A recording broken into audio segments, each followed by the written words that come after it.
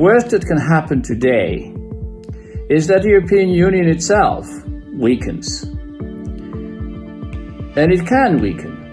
It can weaken by adapting where nothing should be adapted, or adopting where nothing should be adopted, or changing where nothing should be changed. Have a great conference.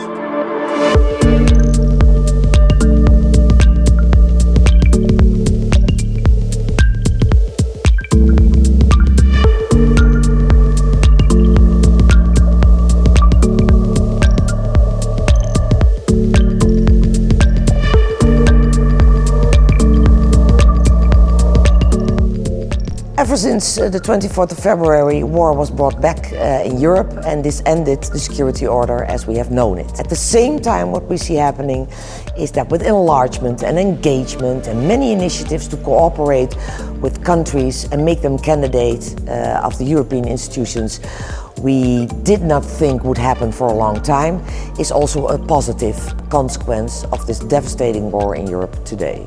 For one thing, but what is most important, I think, that what I saw in the group is students, politicians, ambassadors, old ambassadors, and they mingle and they mix and they discuss the problems of today. We're all biased, and there are so many different narratives and not so much about facts or fiction. So people believe what they believe because of identity and belonging. So just be critical about what you believe. I think the major takeaway, at least from GDI, would be that there's a huge benefit to disrupting the incentives to disinform, and through the application of third-party, non-partisan risk rating or scrutiny, we can turn the disinformation fire hose into more of a trickle.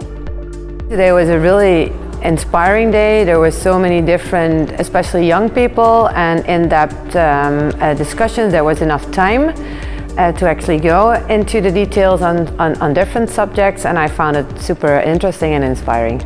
Very exciting to have challenging questions posed and to have open and honest conversations about how we can move forward.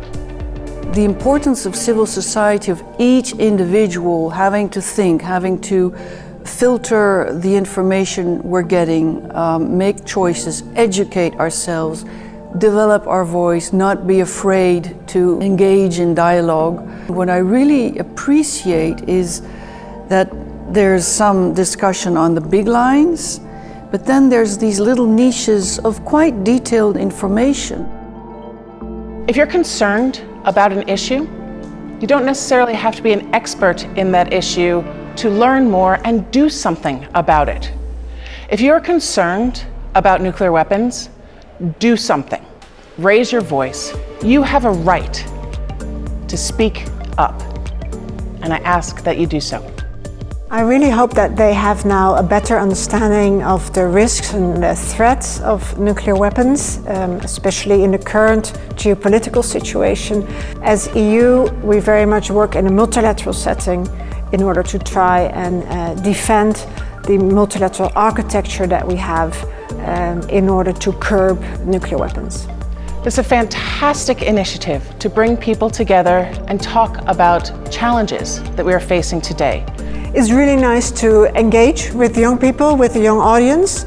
I think it's very good that they're aware of these issues. A conference like this is deeper than the news cycle, and it's what's necessary. I hope more conferences like this happen in the future, and I congratulate the organizers for bringing us together.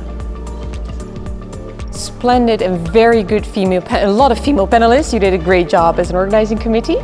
I think Susie Snyder said it, use your voice. Please, you were so interested all day, ask the right questions, but so please use your voice also in the future. War has returned to Europe. It underlines the fact that what's happening in Ukraine affects our own security. And I think there's an absolute obligation for the West to support Ukraine. And we really need to maintain European and Western unity.